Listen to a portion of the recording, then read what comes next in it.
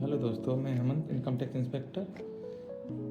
आज मैं आपको इनकम टैक्स इंस्पेक्टर के जो भी वर्क्स होता है, ड्यूटीज होती हैं, उनके बारे में एक्सप्लेन करता हूँ। एक्चुअल में इनकम टैक्स इंस्पेक्टर की ड्यूटी कहीं भी लगा सकते हैं, जैसे जाओ चार्ज हुआ, इन्वेस्टिगेशन चार्ज हुआ, फेसलेस चार्ज हुआ, या फिर अदर सेक्शन, काफ़ी सेक्शन हो गए इनकम टैक्स में, वहाँ लगा सकते हैं। एक्चुअल में मैं जाओ चार्ज में हूँ, तो मैं आपको जाओ चार्ज में जो भी वर्क्स हैं और जो ड्यूटीज़ हैं इंस्पेक्टर की, उसके बारे में सारा डिटेल आपको आज एक्सप्लेन करके बताता हूँ, जिससे आपके सारे डाउट्स क्लियर हो जाएंगे। चलो मैं स्टार्ट करता हूँ सारे काम। सबसे पहले दोस्तों आते हैं असेसमेंट से रिलेटेड क्या काम होता है इनकम टैक्स इंस्पेक्टर का। तो असेसमेंट से रिलेटेड होता है, सबसे पहले तो होता है जैसे अपन को इन्फॉर्मेशन आती है इनसाइट पोर्टल से, या फिर जो भी है काफ़ी सोर्सेज होते हैं, तो उनके सबको वेरीफाई करना होता है और उनको रीओपनिंग करना होता है। और दूसरा काम होता है जो फेसलेस चार्ज से केसेस वापस आते हैं, जिनमें जैसे कि मेल आईडी नहीं है या फिर लीगल हेयर वाला है, काफ़ी एक्सेट्रा, तो वो वापस आते हैं तो उनका असेसमेंट करना पड़ता है हमको। तो एक तो हो गया, उनमें ड्राफ्टिंग करना पड़ता है 142 वन नोटिस से 32 148 ऑर्डर, सो कुछ नोटिस काफ़ी है। और केस रिकॉर्ड मैनेजमेंट रखना पड़ता है फिजिकली, और आजकल तो ई ऑफिस हो गए हैं तो डिजिटली होता है। और पेनल्टी का भी होता है, पेनल्टी केसेज को ऑर्डर बनाने होते हैं, ड्राफ्ट असेसमेंट ऑर्डर बनाने होते हैं।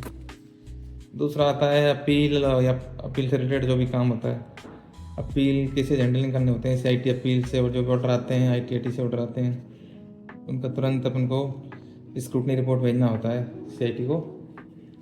और रिमांड रिपोर्ट भी बनानी होती है। और अपील ऑर्डर आता है अपने पास, तो उसका अपील इफेक्ट देना पड़ता है, अपील डिसमिस हुई है, अलाउ हुई जो भी। और दूसरा काम होता है अपना ऑडिट का। ऑडिट दो तरह की होती है, अपने इंटरनल होती है, डिपार्टमेंटली, एक रिवेन्यू होती है। तो जो भी ऑब्जेक्शन होते हैं उनका अपन को रिप्लाई करना होता है, और ड्राफ्ट पैराज बनाने होते हैं। और जो भी ऑडिट में ऑब्जेक्शन आया, जिसमें उसमें उन्होंने कुछ सजेशन दिया है, उसका रेमेडियल एक्शन लेना होता है। उसके बाद फाइनल रिपोर्ट सबमिट करनी होती है ऑडिट की। अगला होता है अपना डिमांड से रिलेटेड ही रिकवरी। तो उसमें अपने को डिमांड वेरीफाई करनी होती है।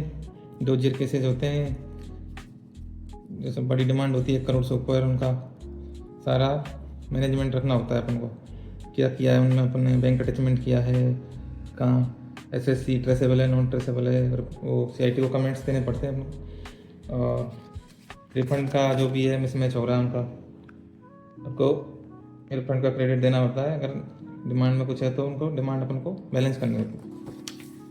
और IT वे से रिलेटेड वर्क भी होता है, जिसमें केसेज को मॉनिटरिंग करना होता है, मैनुअल ऑर्डर अपलोड करना होता है, ऑनलाइन ऑर्डर अपलोड करना होता है, डिन जनरेट करने होते हैं काफ़ी केसों में। आजकल सीधा लेटर नहीं भेज सकते, IT पे के थ्रू ही भेज सकते हैं। जैसे मैनुअली और लेटर भी भेजा है हमने, तो उसका डिन जनरेट करना होता है।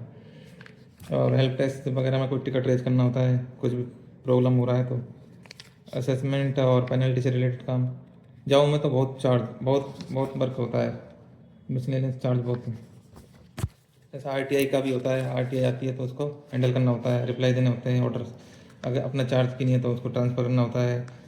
और जैसे अदर डिपार्टमेंट से अपन से कुछ इन्फॉर्मेशन मांगना है 138 के सेक्शन के अंडर में, उनका इन्फॉर्मेशन प्रोवाइड करानी होती है अपन को। कोर्ट से कोई समन्स आया है तो उसमें अपन को प्रेजेंट होना है। और भी काफ़ी ऑफिशियल वर्क होते हैं, जैसे फिजिकल एंड डिजिटल रिकॉर्ड्स का मेंटेन करना होता है, फाइलों का, और स्टाफ कोऑर्डिनेशन करना होता है। और काफ़ी जैसे SSC से इंस्ट्रक्शन और सपोर्ट तो जाओ, SSC गाइडेंस, SSC जो भी आता है उसको गाइडेंस करना होता है, अगर कुछ उसको प्रॉब्लम है उसके केस सुनने होते हैं। पान कार्ड वाले भी आते हैं, काफ़ी डबल पान कार्ड हो गया है। वैसे तो ये तो PA वगैरह भी कर लेते हैं इस काम को, लेकिन कहीं न कहीं इंस्पेक्टर को भी करना पड़ जाता है। और जैसे कोई टाइम बारिंग केसेज है उनका भी हैंडलिंग करना होता है, टाइम बारिंग मैटर्स वगैरह को। CP ग्राम होती है, CP ग्राम को हैंडल करना होता है, ग्रीवेंस, ई निवारण। और अपना एक रेक्टिफिकेशन होता है 154, उसमें कुछ भी हो सकता है, जैसे अपना ये रिटर्न होते हैं, उनको CPC ने उनको जैसे TDS का क्रेडिट नहीं दिया है, तो अपने पास आता है तो उनको अपन क्रेडिट देना होता है। असेसमेंट ऑर्डर में कोई गलती हुई तो उसको रेक्टिफाई करना होता है।